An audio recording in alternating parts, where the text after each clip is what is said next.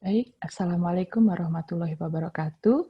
Adik-adik sekalian, hari ini kita akan membahas soal-soal esai untuk ujian sertifikasi kompetensi dasar akuntansi.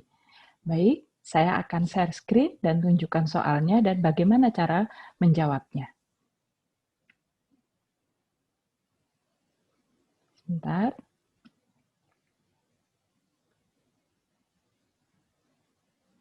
Baik, sudah kelihatan ya? Baik, kita akan menginjak pada soal pertama. Ya, soal pertama adalah berikut ini adalah informasi dari suatu laporan laba rugi untuk tahun yang berakhir 31 Desember 2018. Ingat, triknya mengerjakan esai adalah bahwa Anda menjawab setiap stepnya secara jelas sehingga pertanyaan atau apa yang diminta itu akan terjawab dengan jelas. Jadi jangan langsung ketika pertanyaannya hitung besarnya saldo laba pada tahun 2018, Anda langsung menjawab saldo laba sekian rupiah, misalkan seperti itu. Oke, saya akan tunjukkan bagaimana caranya. Menghitung saldo laba itu adalah saldo laba, kata lainnya adalah return earning, gitu ya. Jadi kita harus mencari dulu laba yang akan dibagi kepada pemegang saham. Jadi menghitungnya dari soal tersebut, ada pendapatan penjualan diketahuinya, kemudian ada beban pokok penjualan, gitu ya. Pendapatan penjualan dikurangi beban pokok penjualan itu adalah gross margin, kemudian dikurangi juga beban-beban yang ada, beban administrasi umum 300.000, beban distribusi 200.000, dan beban bunga 150.000. Semua beban ini dikurangkan dari gross margin-nya menjadi sisanya adalah laba sebelum pajak, yaitu 850.000. Kemudian diketahui juga ada nilai pajaknya adalah 500.000, maka laba bersih setelah pajak adalah 350.000. Inilah yang akan dibagi kepada pemegang saham. Diketahui bahwa pembayaran pembagian dividen itu adalah 100.000, sehingga sisanya adalah saldo laba atau laba yang tidak dibagi sebesar 250.000 rupiah.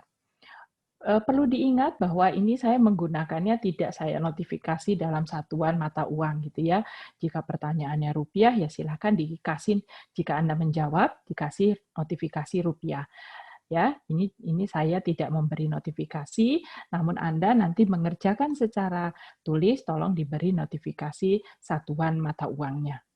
Oke, kemudian mudah-mudahan tidak ada yang bingung ya. Jadi seperti biasa yang Anda harus cari adalah laba setelah pajak, kemudian ketika ada diketahui pembagian dividennya, setelah dikurangi dividen itulah saldo laba. Kemudian pertanyaan kedua Anda diperoleh data terkait dengan kas kecil. Gitu ya, PT Mega memiliki transaksi kas kecil sebagai berikut untuk bulan Januari 2019.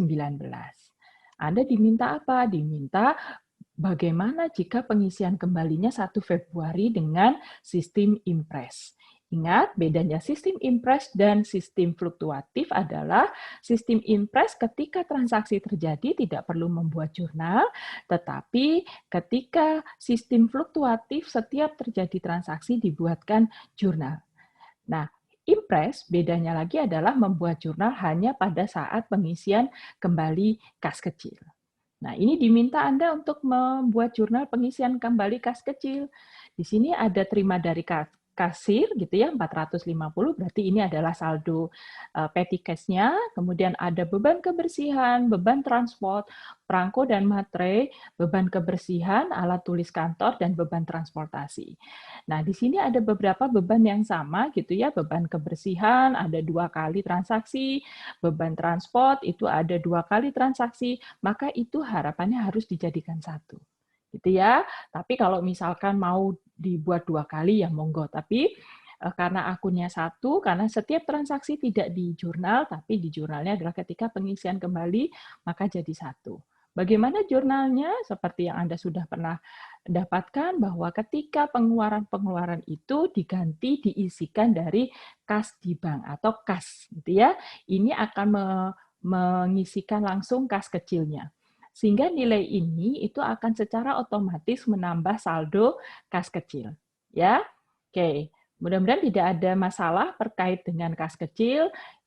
Jika soalnya begini, sekali lagi jangan lupa notifikasi rupiahnya dan jangan lupa pula bahwa menghitungnya adalah perhatikan metodenya. Apakah metode impress atau metode fluktuatif. Gitu ya. Jika ini metode impress, maka Anda juga harus belajar metode fluktuatif. Baik, berikutnya adalah soal nomor 3. Soal nomor 3 itu terkait dengan akun pengendali utang pada akhir tahun buku 31 Desember 2019, PT Garin telah menemukan bahwa diperlukan akun kontra sebesar 85 terkait dengan akun pengendali piutang. Diskon kepada pelanggan adalah 2.220 dan transaksi ini ternyata dikreditkan ke beban administrasi kredit dan debitnya adalah akun pengendali utang. Ya, sebelum hal-hal tersebut ditemukan, saldo akun beban administrasi termasuk diskon itu adalah 31.990. Nah, ditanyakan apa? Ditanyakan nilai beban administrasi di laporan laba rugi untuk tahun yang berakhir 31 Desember 2018. Nah, sebenarnya soal ini itu saya menggunakan dua asumsi. Dua asumsi adalah ketika ada saldo termasuk diskon ini 31 dan ada beban administrasi dikurangkan di kredit 2.220, maka nilainya adalah 29.770. Namun saya lebih prefer atau lebih jawaban adalah bahwa asumsi kedua ini ada kesalahan dalam mencatat, maka harus diperbaiki. Ya, jadi nanti mana yang betul, harapan saya kalau Anda bingung, silahkan menjawab di dua asumsi itu. Jadi insya Allah nanti salah satunya betul. Namun di asumsi kedua ini adalah kita mengakui bahwa transaksi yang sudah dicatat sebelumnya, yaitu akun pengendali debit dan beban administrasi kredit itu adalah transaksi yang salah. Gitu ya. Maka ketika diskon penjualan yang harusnya ketika ada potongan penjualan kan diskon penjualan, kemudian padanya adalah piutang. Gitu ya. Sehingga harusnya jurnal koreksinya itu mengembalikan di beban administrasi, akun pengendali, diskon penjualan dan piutang. Sehingga saldo administrasinya berapa? Saldo administrasinya adalah ditambahkan. Gitu ya.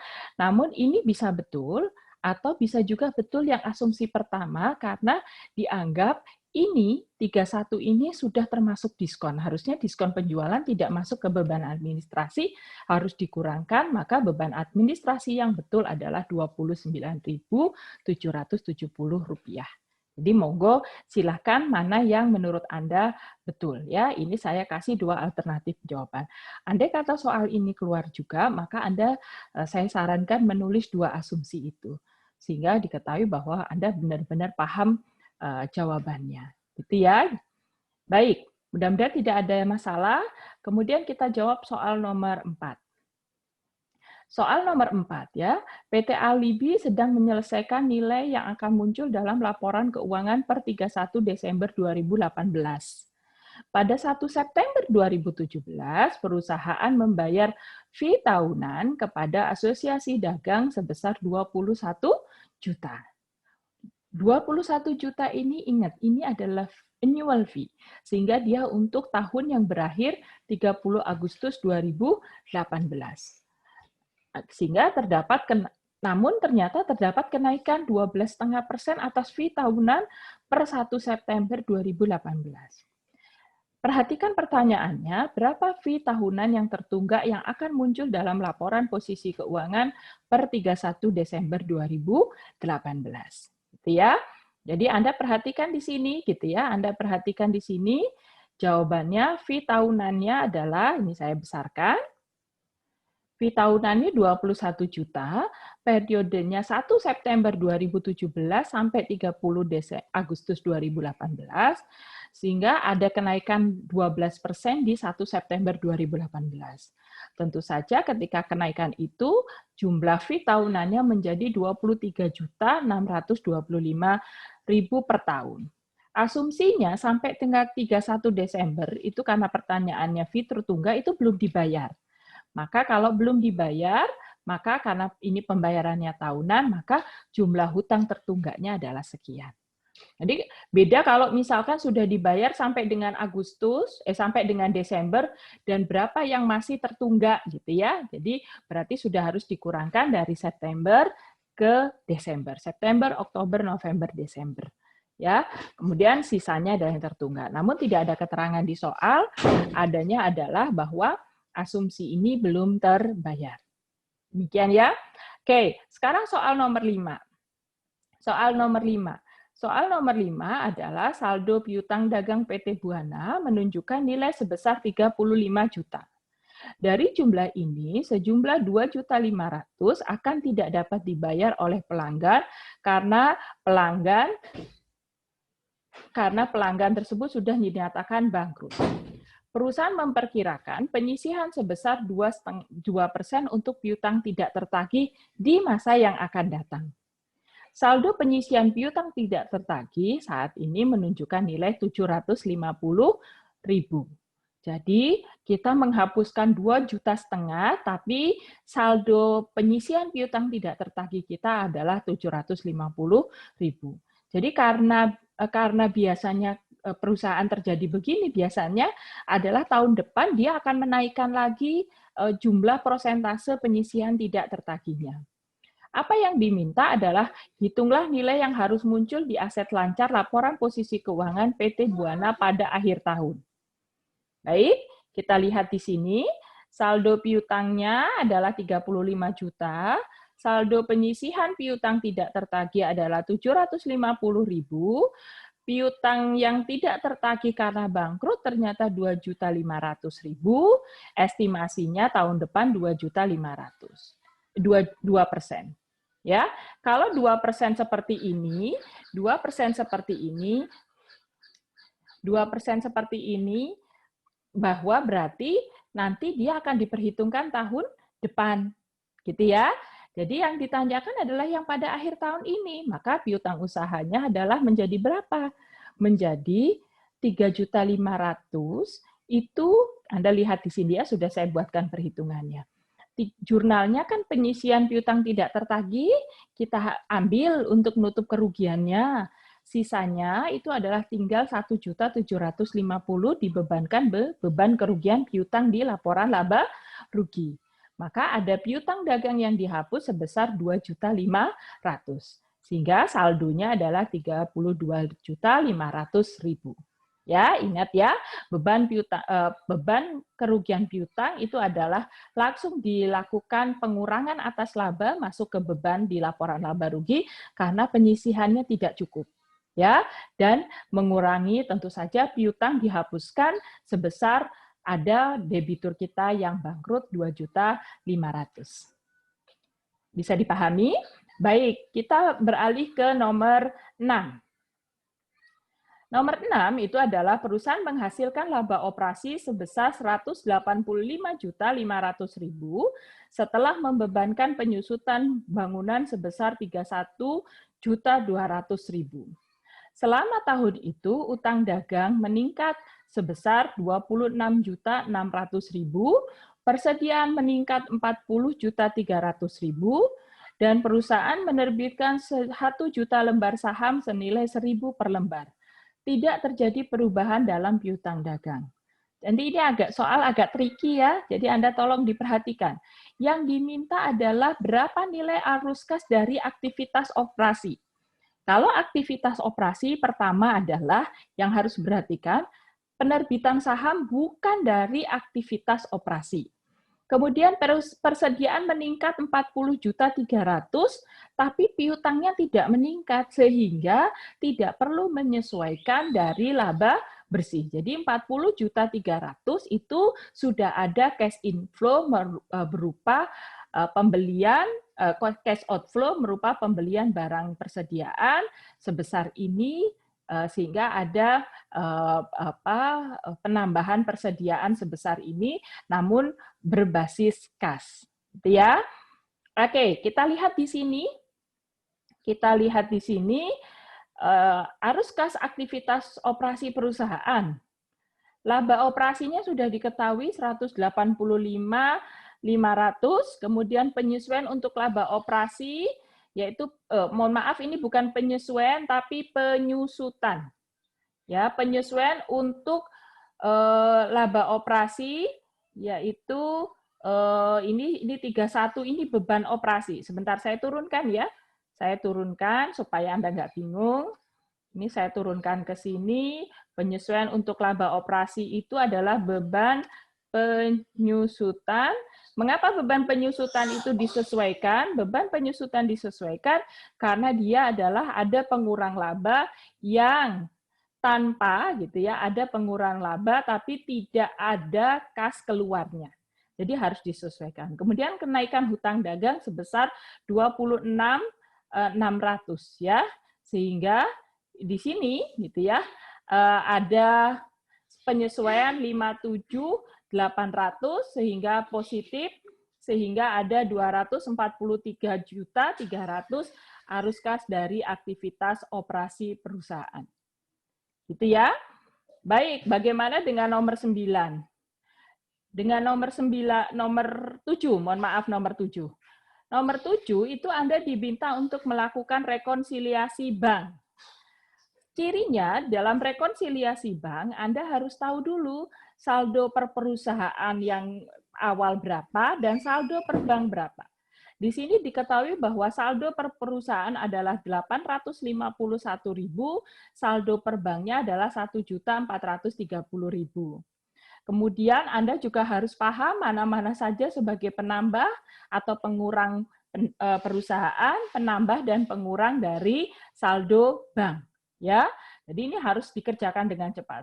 Tentu saja untuk perusahaan ada pendapatan bunga, beban administrasi, beban cetak buku itu pengurang buku, kemudian cek kosong itu juga pengurang buku. Kemudian setoran dalam perjalanan tentu saja dia adalah penambah bank, outstanding check adalah pengurang dari bank, sehingga saldo yang benar adalah sama. Gitu ya. Mudah-mudahan Anda tidak ini berkali-kali soal seperti ini, rekonsiliasi kas kecil karena akuntansi dasar Anda harus sudah menguasai. Kemudian kita akan bahas di nomor 8. Nomor 8 itu adalah perusahaan Anda diminta untuk perusahaan menggunakan FIFO periodik, ini soal persediaan gitu ya, dan diminta berapa harga pokok atau beban pokoknya untuk 120 unit yang dijual tahun 2018 dengan harga 1.700. Ingat harga 1.700 ini bukan harga pokok, tetapi ini adalah harga jual. Dan Anda diminta untuk harga pokok penjualannya. Ya, di sini Anda dilihat, ini sudah saya saya jawab di bawahnya, dibahas secara detail, ya, sehingga persediaan sudah per awal, kemudian kalau sampai 120 itu adalah 20 barang dengan harga 1.000, 40 barang dengan harga 1.100, 40 barang dengan harga 1.200, itu sudah 100 barang. Ditambah 20 barang itu dengan harga pokok 1.300 per unit. Sehingga untuk 120 unit, maka nilainya persediaan itu adalah 138.000. Ya, beban pokok penjualan 120 unit. Itu ya, untuk 120 unit. Oke, saya akan beranjak ke nomor 9. Nomor 9 ini adalah tentang aset tetap. Jadi selalu di soal-soal untuk kompetensi akuntansi dasar itu selalu kas kecil, rekonsiliasi bank atau kas di bank, kemudian persediaan, kemudian aset tetap gitu ya, laba rugi, laporan posisi keuangan, selalu itu yang menjadi soal-soalnya gitu ya. Nah, di sini Anda diminta untuk melihat nilai tercatat, jumlah tercatat dari total mesin yang dimiliki oleh perusahaan. Jumlah tercatat itu adalah nilai bukunya. Gitu ya. Maka Anda lihat di sini Mesin 1 nilai tercatatnya per 31 Desember adalah 284, kemudian penyusutan per tahunnya 10%, maka ketika tanggal April 2018 sampai Maret 2019 itu sudah disusutkan tambahan 48 juta, sehingga nilai tercatat per 31 Maret 2019 adalah 332 juta. Mesin 2 harga perolehannya 2010 90 juta, penyusutan per tahunnya 9 juta.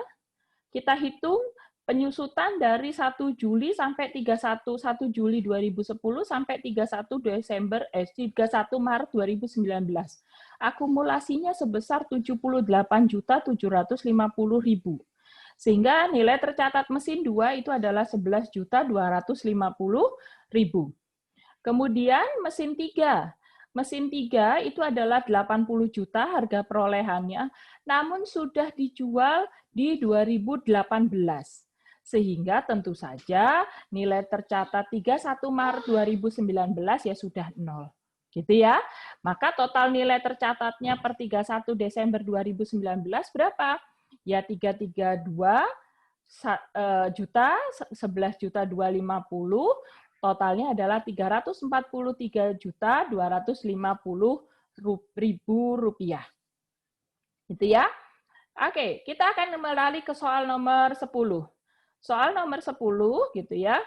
Itu adalah sebuah perusahaan menjual suatu produk seharga 1 juta, pelanggan membayar 800.000 di awal dan 200.000 1 tahun kemudian. Namun tidak ada track record bahwa pelanggan ini suka mangkir dari tagihannya. Dan perhatikan yang diminta berapa yang diakui pendapatan penjualan. Ingat, kita menganut sistem accrual basis, maka transaksi dicatat bukan pada saat kas diterima atau diterima atau diserahkan, tapi dicatat pada saat tanggal terjadinya. Tentu saja pendapatan penjualan ya tetap 1 juta. Ya, kalau sudah dilunasi berarti pendapatan penjualan kas ya, kita nerima kas 800.000, piutang 200.000 gitu ya. Kemudian penjualan dikredit sebesar 1 juta. Ya, sehingga yang ditanyakan hitung nilai pendapatan yang diakui ya 1 juta. Demikian 10 soal IC yang saya bahas gitu ya. Mudah-mudahan tidak ada yang bingung. Nanti silahkan melihat dan mengulang, dicoba dulu soal-soalnya. Kemudian setelah itu Anda lihat videonya dan cocokkan apakah jawaban Anda betul atau tidak. Selamat mengerjakan. Sukses selalu untuk Anda. Semoga ujian sertifikasi kompetensi akuntansi dasar Anda lulus dengan nilai yang memuaskan. Terima kasih. Assalamualaikum warahmatullahi wabarakatuh.